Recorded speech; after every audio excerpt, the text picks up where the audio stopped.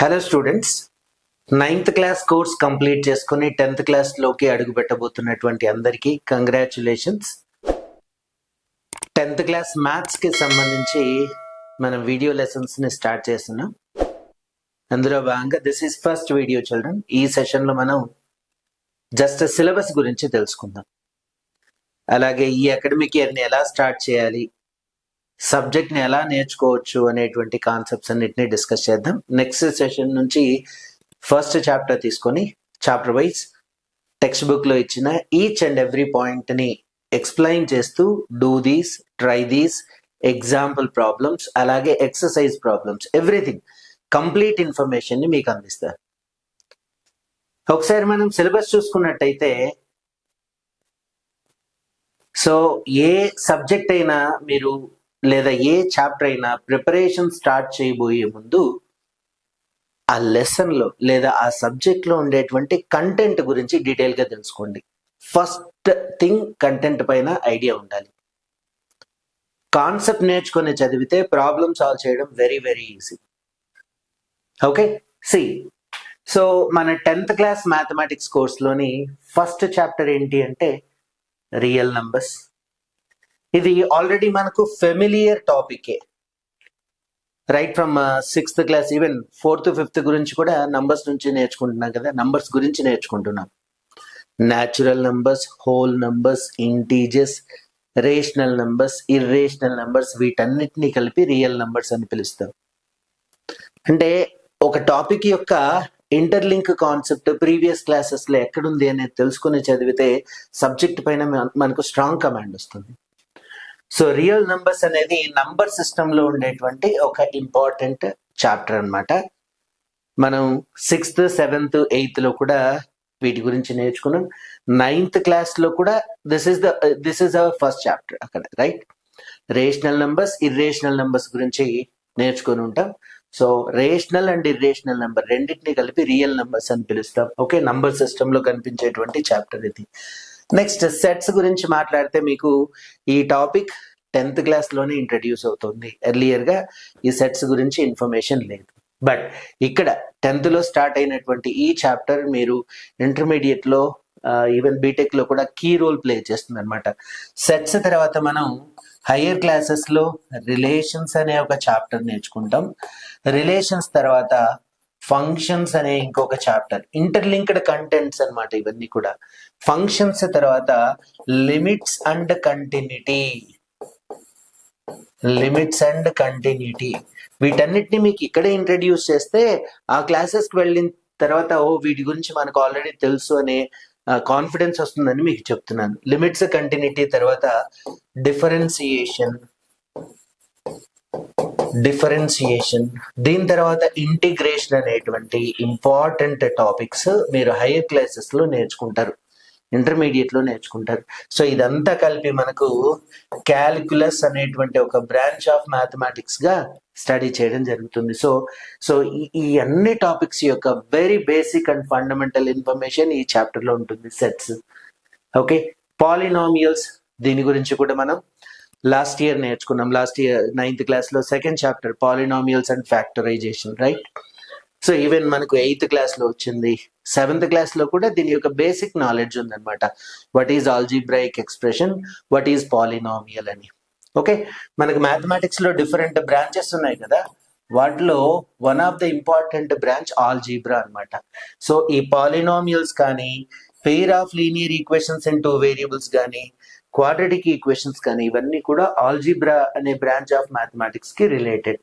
So polynomial యొక్క definition already తెలుసు మనకు, పాలినామియల్స్ యొక్క టైప్స్ తెలుసు, ఆ కంటెంట్ పైన, ఆ డెఫినేషన్స్ పైన ఫర్దర్ గా సబ్జెక్ట్ ని డెవలప్ చేశారు. Pair of linear equations in 2 variables. Linear equations in 2 variables అనేది మనం 9th లో నేర్చుకున్నాం ఇక్కడి వరకు. ఓకే, బట్ ఇక్కడ అడిషనల్ గా ఏంటి, పెయిర్ ఆఫ్ అంటే 2 ఈక్వేషన్స్ ఇస్తాడు. జనరల్ గా linear equation in 2 variables general form ఏంటి, ax plus by plus c is equals to 0. ఇది కదండి. ఈ పర్టికులర్ చాప్టర్ లో మనకు 2 ఈక్వేషన్స్ ఇస్తాడు. అంటే a1x plus b1y plus c1, a2x plus b2y plus c2 is equal 0 ఇలాగా 2 డిఫరెంట్ ఈక్వేషన్స్ ఇచ్చి వాటి గురించి స్టడీ చేయండి. ఐ మీన్ వాటికి కామన్ సొల్యూషన్ ఉంటే ఫైండ్ అవుట్ చేయండి, వాటిని గ్రాఫ్తో సాల్వ్ చేయండి, లేదా ఎలిమినేషన్ మెథడ్లో సాల్వ్ చేయండి, సబ్స్టిట్యూషన్ మెథడ్లో సాల్వ్ చేయండి అనేటువంటి కంటెంట్ మనం ఈ చాప్టర్లో నేర్చుకుంటాం. Okay, right. Fifth chapter quadratic equations, another important chapter. మీరు ఈవెన్ ఇంటర్మీడియట్కి వెళ్ళినా కూడా ఇంటర్మీడియట్ లో కనిపిస్తుంది ఈ చాప్టర్. General form of quadratic equation ఏంటండి? ax² + bx + c = 0. ఈ ఫార్మెట్ ని మనం ఆల్రెడీ చూస్తున్నాం. ఫ్యాక్టరైజేషన్ చేసే చోట ఇలాంటి ఒక ఎక్స్ప్రెషన్ ని మనం నేర్చుకున్నాం. కాకపోతే ఇక్కడ ఈక్వేషన్స్, క్వాడ్రాటిక్ ఈక్వేషన్స్, ఈ చాప్టర్ కూడా ఆల్జీబ్రాలో వస్తుంది, బాగా నేర్చుకోవాలి. ప్రోగ్రెషన్స్, ఈ ప్రోగ్రెషన్స్ అనే చాప్టర్ ని మనకు 10th లోనే ఇంట్రడ్యూస్ చేశాడు. ఎర్లియర్ గా మీరు ప్రీవియస్ క్లాసెస్ లో ఏదైనా కాంపిటేటివ్ ఎగ్జామ్స్ కి అపేర్ అయినప్పుడు సీక్వెన్స్ అండ్ సిరీస్ అనేటువంటి టైప్ ఆఫ్ క్వశ్చన్స్ రాస్తుంటారు, ఫేస్ చేస్తుంటారు. వాటికి సంబంధించినటువంటిది అనమాట. పర్టికులర్ గా arithmetic progression, geometric progression, harmonic progression ఉంది, అలాగే అర్థమెటికో జియోమెట్రిక్ ప్రోగ్రెషన్ ఉంది. కాకపోతే ఈ హార్మోనిక్ ప్రోగ్రెషన్ వీటి గురించి లేదు, ఇన్ డెప్త్ ఇన్ఫర్మేషన్ లేదు. ఎర్లియర్ గా 2018, 2017 బిఫోర్ అకాడమిక్ ఇయర్స్ లో ఆ టెక్స్ట్ బుక్స్ లో ఈ ప్రోగ్రెషన్స్ గురించి ఇంకా ఇన్ డెప్త్ గా ఉండేది.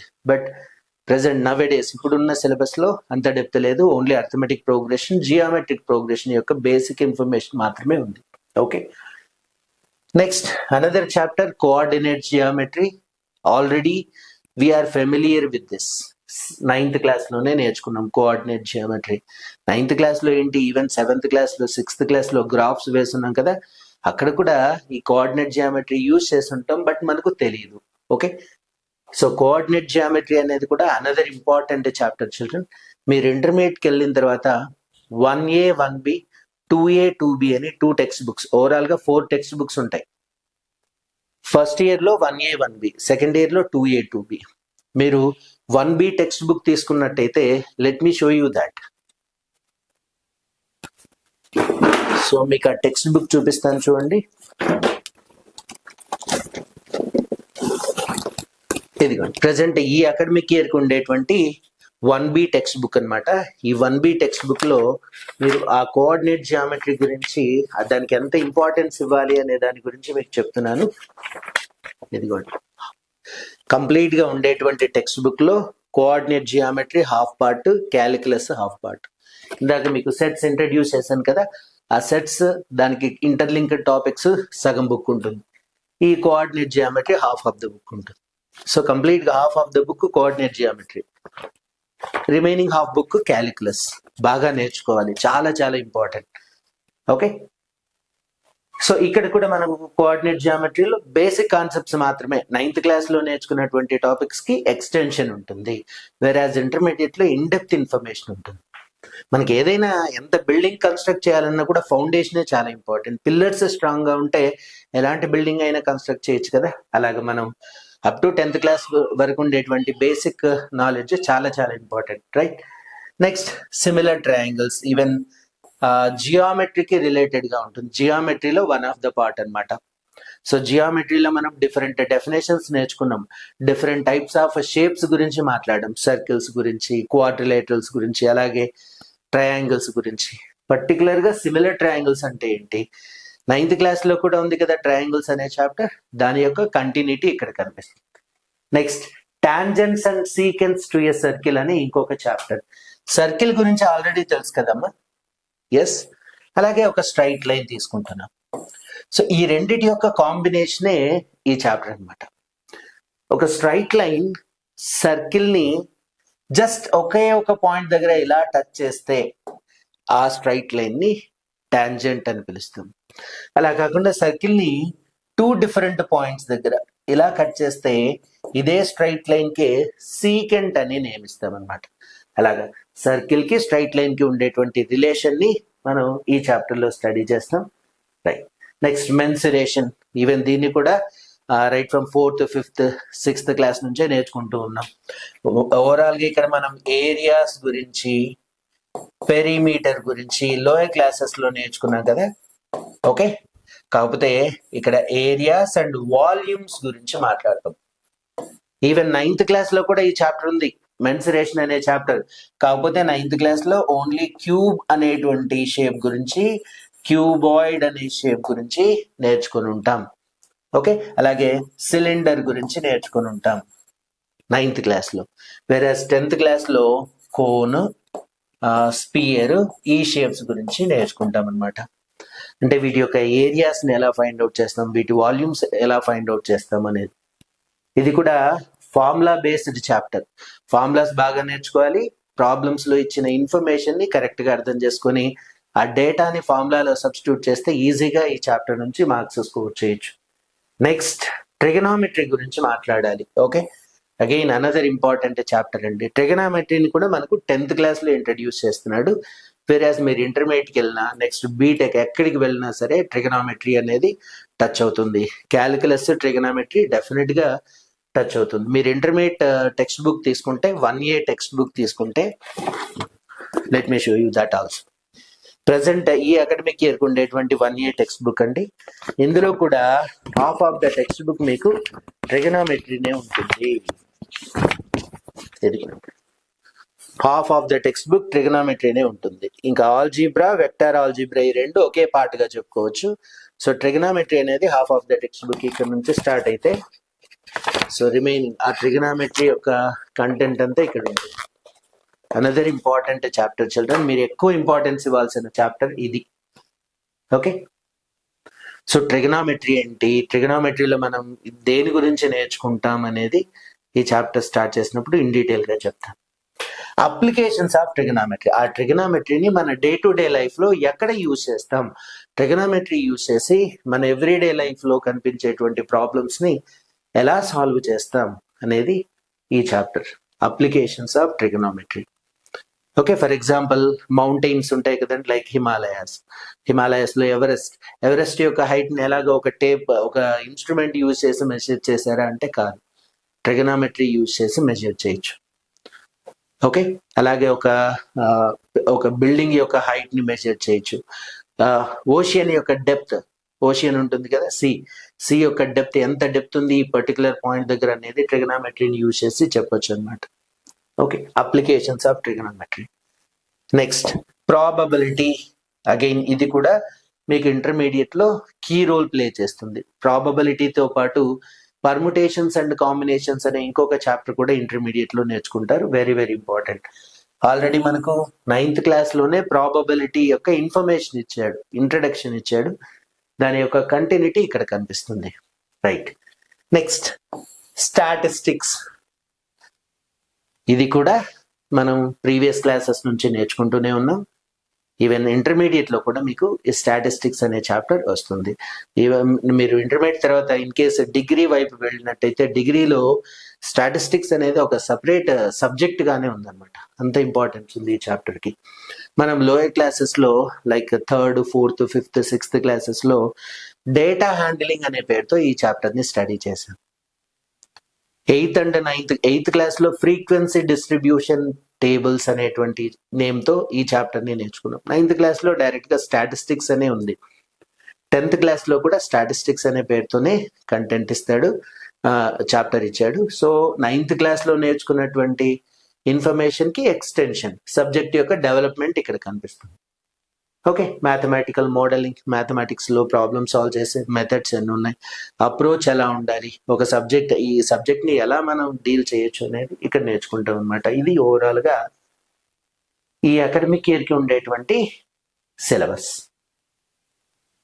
Okay, children, text book reading చాలా ఇంపార్టెంట్. మీరందరూ కూడా, నా రిక్వెస్ట్ ఏంటంటే, చాలా మంది స్టూడెంట్స్ మొదట్లో చాప్టర్ నేర్చుకోవడానికి ఇంపార్టెన్స్ ఇవ్వకుండా జస్ట్ ఏదో ప్రాబ్లమ్స్ ప్రాక్టీస్ చేస్తూ టైం స్పెండ్ చేసి, ఈవెన్ లాస్ట్ ఎగ్జామ్స్ కి వచ్చేసరికి, బోర్డ్ ఎగ్జామ్స్ కావచ్చు, హాఫ్ ఇయర్లీ ఎగ్జామ్స్ కావచ్చు, ఎగ్జామ్స్ కి వచ్చేసరికి sir please provide important questions list అని అడుగుతూ ఉంటారు. ఇంపార్టెంట్ క్వశ్చన్స్ అనేది కాదమ్మా, టెక్స్ట్ బుక్ లో ఒక కాన్సెప్ట్ ఇచ్చాడంటే ఎవ్రీథింగ్ ఇంపార్టెంట్, అది డెఫినెట్ గా ఇంపార్టెంట్ అయితేనే ఇక్కడ ఇస్తాడు.